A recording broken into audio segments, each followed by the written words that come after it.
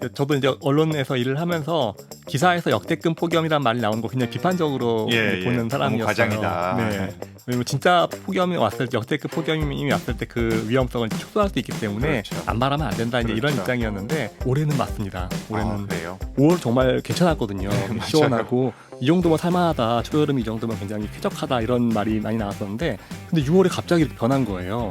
한 달 사이에 이렇게 변할 수가 있나 싶을 정도로 변했습니다. 온도가 거의 최근 30년 평균보다 4.6도 높았어요. 이게 뭐 오래전이 아니고 최근 30년 평균하고 비교했을 때입니다.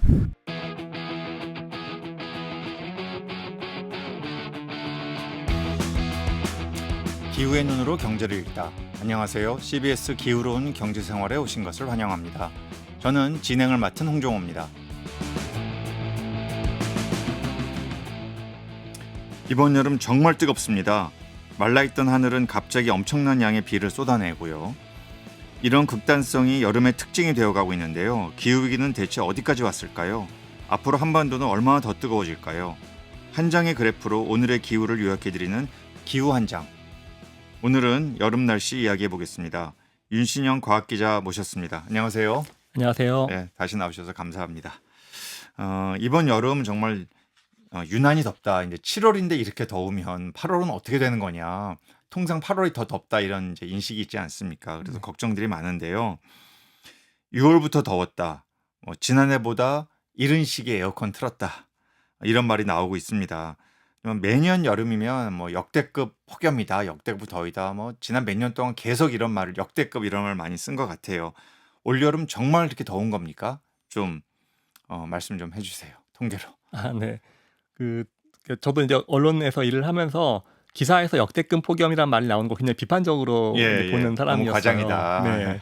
왜냐면 진짜 폭염이 왔을 때 역대급 폭염이 왔을 때 그 위험성을 이제 축소할 수 있기 때문에 그렇죠. 안 바라면 안 된다 이제 이런 그렇죠. 입장이었는데 그래도 이제 매번 그 기록을 보거든요. 네. 올해는 맞습니다. 올해는 그래요? 올해는 이제 정말 7월 현재 그렇다는 얘기죠. 7월뿐만이 아니고 6월부터 실제로 굉장히 그 높은 그 기온을 보이고 있어요. 그래서 제가 이제 그래프 하나를 그냥 그렸는데요. 아마 이런 그래프를 보신 분들이 많이 계실 거예요. 그 기후띠라고 보통 이야기를 많이 하는데 네. 툰베리가 이제 책에 표지에 쓰기도 하고 해서 맞아요. 굉장히 유행했던 그림입니다. 저는 좀 색을 좀 달리해서 그렸는데요. 6월부터 이제 7월 9일까지, 7월 초까지 그 전국의 기온 평균을 내 가지고 그것에 이제 최근 30년 평균하고 비교한 거예요. 그러면 이제 최근 평년 기온보다 높으면은 이제 붉은색, 낮으면 파란색으로 이제 칠하게 되는데 변화하는 과정을 매년 볼 수가 있죠. 네. 맨 끝이 올해입니다. 혼자 독보적으로 그냥 붉게 나왔어요. 그러니까 6월 1일부터 7월 9일을 기준으로 가장 최신까지 이제 만드신 거네요. 그렇죠? 네네, 맞습니다. 조금 더 볼 수도 있는데 크게 다르진 않고요. 그렇죠. 그래서 보시면은 굉장히 그 두드러지게 붉게 표시된 걸 볼 수가 있는데요. 온도가 거의 최근 30년 평균보다 4.6도 높았어요. 이게 뭐 오래전이 아니고 최근 30년 평균하고 비교했을 때입니다. 이거를 이제 보면은 저희가 이제 알 수 있는 것이 올해는 실제로 6월부터 그러니까 예전 같았으면 초여름이라고 불렀던 6월부터 굉장히 좀 온도가 많이 올라갔고 그 양상이 굉장히 급격하다라는 걸 좀 알 수가 있어요. 생각보다 굉장히 높이 올랐습니다. 그래요. 이게 사실은 보통 우리가 6월은 장마다 이런 게 있잖아요. 인식이. 그래서 맞습니다. 그렇게 덥지는 않다. 좀 비가 많이 오지만. 그리고 7월에 좀 달궈지기 시작해서 8월에 덥다. 8월 잘 넘기면 이제 9월에는 좀 서늘한 바람 분다. 이게 일반적으로 우리가 체감하는 대한민국의 날씨인데 올해는 사실 5월에 좀 서늘했거든요. 맞습니다. 예. 그래가지고 심지어는 동해도 오징어 돌아오고 막 이런 거 있었잖아요. 맞습니다. 그런데 6월, 7월에 갑자기 지금 더워졌다. 이제 이런 거잖아요. 네. 그러면은 기자님이 보면서 아까 통계도 보여주셨지만 올여름은 정말 영어로 어노말리 뭔가 좀 다르다. 이거를 좀 감지하시는 게 있습니까? 네, 저도 지금 딱 말씀하신 그 포인트가 가장 놀라웠거든요. 5월까지는 이제 기억이 이미 좀 희미해진 분들도 네. 많으실 텐데 5월 정말 괜찮았거든요. 맞아요. 시원하고 이 정도면 살만하다. 초여름 이 정도면 굉장히 쾌적하다. 이런 말이 많이 나왔었는데 실제로 이제 기온 그래프를 그려도 굉장히 서늘했어요. 평년보다. 맞아요. 근데 6월에 갑자기 이렇게 변한 거예요. 바다도 변했고 지금 이제 기온도 변했는데 한 달 사이에 이렇게 변할 수가 있나 싶을 정도로 변했습니다. 저희가 이제 그래프를 아까 방금 전에 그 그래프를 좀 변화시켜 보면 우리가 익숙한 막대 그래프가 나오게 되는데요. 굉장히 이제 치솟아 있는 모습 저렇게 월등히 그러니까. 지금 더운 네. 상황이거든요. 근데 이게 불과 한 달 전 보면은 5월 그래프를 보면은 뒤집혀 있어요. 저렇게 서늘했어요. 네, 불과 한 달 사이에 저렇게 바뀔 정도로 지금 급격하게 네. 달궈졌다는 건데 이게 이제 제가 이제 매년 보니까 좀 한국의 좀 여름 특성이 좀 최근에 그래요. 여름에 되면은 다른 겨울이나 뭐 봄, 가을에는 좀 그런 게 두드러지지 않는데 여름철이 갑자기 달궈지고 굉장히 그 다른 해에 비해서 온도가 많이 올라가는 경향이 최근에 많이 보입니다. 그러니까 올해도 아마 그 영향이 음. 이어지고 있는 것 그 같아요. 저는 뭐 사실은 어떤 이 건강이나 인체를 연구하는 뭐 의학자나 보건학자는 아니지만 이럴 것 같아요. 너무 이게 날씨가 좀 서늘했다 급격히 더워지고 이러면은 신체도 좀 적응에 어려움을 겪지 않을까. 어느 정도 이렇게 서서히 더워지면 좀 적응을 할 수 있는 여력이 생길 것 같은데 동시에 어떤 정신적이라고 할까? 정서적으로도 갑자기 더워지면 굉장히 여기에 좀 적응하기가 정신적으로도 굉장히 힘들지 않을까. 이런 두 가지 신체적인, 정신적인 두 가지 영향이 다 크지 않을까 이런 생각이 좀 드는데 기자님은 오랫동안 보셨으니까 어떠세요? 저도 굉장히 동의하는 게 네. 그러니까 한국이 원래 이 기후가 그냥 이제 변화무쌍하긴 하잖아요. 뭐 사시사철 다 있고. 예, 네. 사철이 다 있고 뚜렷하고 뭐 그 뭐 비가 많이 올 때 안 올 때 이런 차이도 굉장히 많고 그래서 이제 거기에 좀 어느 정도 익숙하다고 생각하는데 근데 그런 걸 고려하더라도 올해는 굉장히 좀 심해요. 그 차이가 격차도 굉장히 크고요. 정말 평년보다 훨씬 시원하다가 갑자기 평년보다 월등히 뜨거운 날로 이렇게 음. 바뀌는 이런 경향들은 아마 우리 신체에도 굉장히 영향이 많이 있을 거고요. 거기에 더해가지고 최근에 이제 그 폭염도 이제 전문가들이 이제 두 가지로 분류를 하기 시작했어요. 예, 그냥 우리가 이제 아. 온도만 흔히 생각하는데 그게 예. 아니고 이제 습도를 같이 고려하기 시작했습니다. 아. 사실 우리는 익숙하죠. 한국에서는 그렇죠. 주로 이제 무더위. 무더위, 예. 그러니까 물과 더위를 같이 습기와 더위를 같이 이제 고려한 개념이 익숙한데 사실 세계적으로 이런 나라가 그렇게 흔치는 않거든요. 아, 많지 그런가요? 예, 동아시아하고 해변가에 있는 나라들 이제 일부에서 좀 익숙한 개념이지 대부분의 나라에서는 좀 더 건조한 내륙이라든가 뭐 유럽이라든가 이런 쪽에서 건조한 폭염이 좀 많거든요. 근데 이제 한국은 어떻게 본다면 여기에도 좀 익숙한 상태예요. 근데 그걸 고려하더라도 지금 굉장히 좀 급격하게 변화가 있기 때문에 조금 건강 위험 같은 것들도 굉장히 걱정이 되는 상황입니다. 음. 이 지금 말씀하신 이른바 그 습한 폭염. 그러니까 저희 주변에도 뭐 미국의 애리조나나 캘리포니아 여름에 무지하게 덥다. 온도는 뭐 굉장히 올라가는데 한국에 오면 더 덥다. 네. 이 이유가 한국은 이제 습한 폭염 이건 것 같아요. 더운데 오히려 온도는 좀 낮아도 이 습한 게 너무 사람을 힘들게 한다. 이거는 어떤 과학적인 근거가 확실히 있는 거겠죠? 네, 맞습니다. 그리고 이제 체감 온도라는 표현을 많이 쓰잖아요. 네. 그 공식이 굉장히 복잡한데 결국은 이제 공식이 좀 복잡한가요? 예, 체감온도? 기상청에서 이제 만들어 놓은 공식이 있는데 그걸 네. 계산을 할 수가 있는데 굉장히 복잡해요. 근데 결국은 습도를 고려한 온도예요. 체감온도라는 게. 예, 예. 이 핵심은 이제 그건데 그래서 이제 그걸 고려해 가지고 측정을 해 보면 훨씬 더 높게 나타나기 때문인데요. 한반도에 최근에 보면은 그런 습한 폭염의 비중이 원래 높았지만 최근에 조금 걱정스러운 경향이 좀 보입니다. 네. 그래서 제가 이제 그래프 하나 또 준비를 해 봤는데요. 이거는 이제 약간 이제 많은 분들의 상식과 조금 다를 수 있는 부분인데 이 서울의 지금 상태 습도만을 지금 쭉 본 거예요. 1908년부터 그러니까 100년 이상을 본 거네요. 네, 맞습니다. 뭐 어. 서울 기상청이 아무래도 가장 그 자료가 많기 그렇죠. 때문에 그걸 바탕으로 쭉 본 건데 보시면 한 중반까지 1970년인데요. 그 정도까지는 크게 변화가 없어요. 요동은 좀 있지만 그대로 쭉 추세가 유지가 되는데 그 이후로 꾸준히 줄어드는 모습이 보입니다. 그러니까 오히려 서울은 좀 습하기보다 좀 건조해지고 있다 이런 거네요. 네, 최근 한 50년 정도 이렇게 쭉 건조해지고 있는 추세고 사실 요거는 뭐 한국만이 아니고 전 세계적인 추세이기도 해요.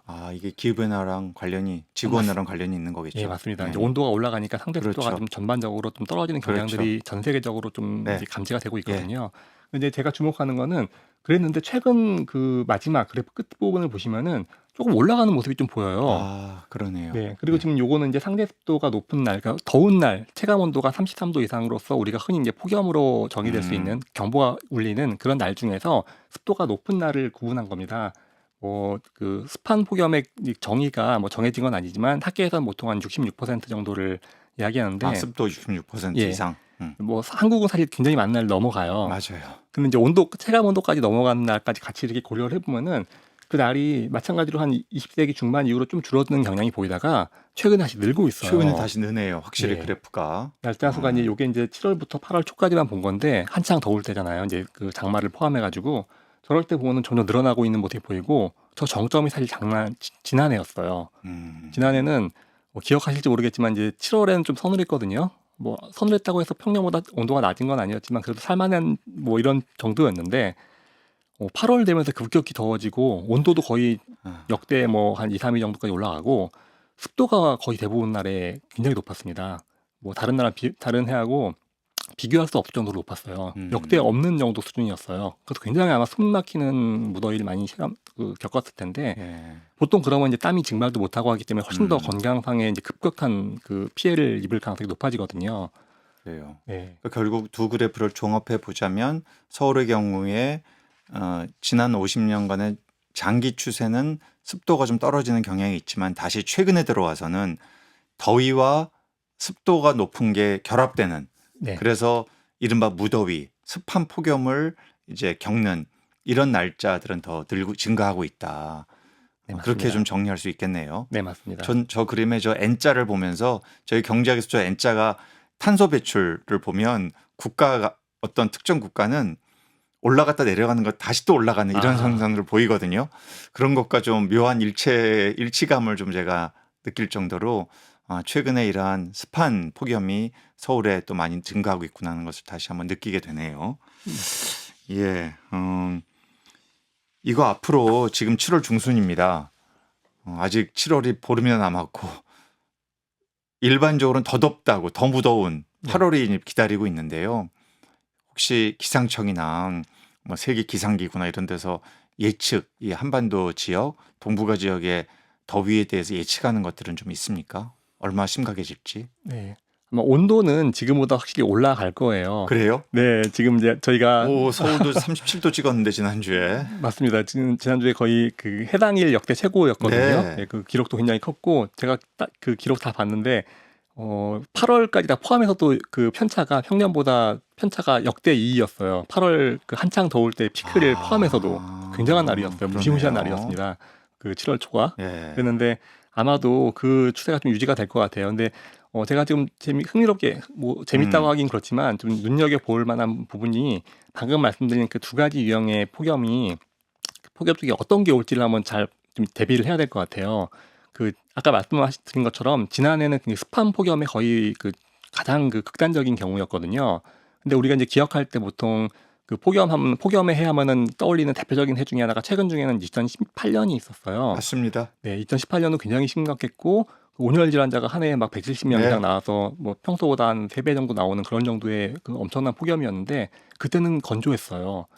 그때 네, 습한 게 좀 덜했군요. 네, 습한 폭염의 비율이 굉장히 낮고 굉장히 그 찌릿한 더위, 아, 온도만으로 보면은 예, 예. 역대 최고였어요. 그 두 가지 유형의 지금 폭염이 한국에 지금 공존하고 있는 상황이에요. 근데 지금 보면은 7월 초에 우리 둘 다 경험했거든요.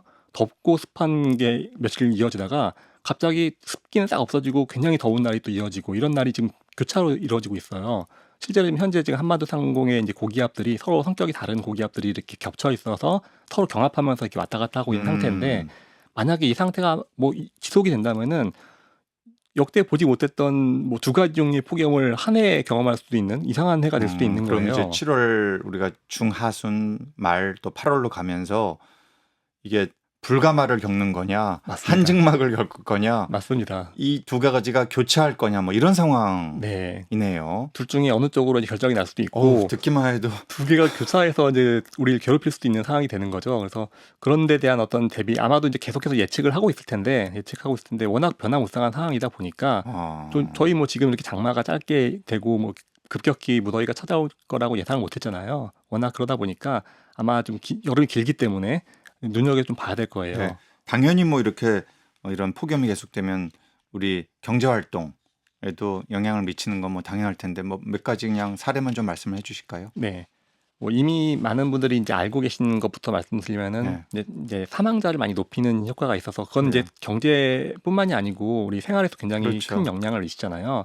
뭐 매년 그 질병관리청에서 조사한 걸로 본다면은 한 2010년대 정도 아까 이제 굉장히 높았던 2018년까지 포함해가지고 평균 한 온열 질환자로 추정을 하면 한 60명 정도가 사망을 하는 것으로 나와요. 근데 이건 좀 더 광범위하게 봐야 한다는 지적도 많습니다. 왜냐하면 이제 그건 기록상의 그 온열 질환이고 실제로는 뭐 지병이 있었지만 이제 온도가 높아졌을 때 더 빨리 사망한다거나 이런 경우들이 있기 그럼요. 때문에 다른 추산을 좀 많이 하는데 2023년에 처음으로 질병관리청에서 그 보고서를 발행하면서 추정을 했는데 그때 이제 초과 사망자라는 개념으로 그러니까 뭐 폭염이 없을 때와 있을 때를 비교해서 오로지 폭염 때문에 더 늘어난 사망자 수를 추정하는 연구를 처음으로 음. 했었는데 그때 보면은 사망자 수가 훨씬 많아요. 한 200명 네. 이상 되는 걸로 네. 나와요. 이 정도가 된다고 친다면은 사실 이제 우리가 생각하는 것보다 폭염이 굉장히 큰 재난이라고 예상할 수가 있고요. 거기에 대한 이제 대비들을 아마 굉장히 촘촘하게 해야 될 걸로 보이고요.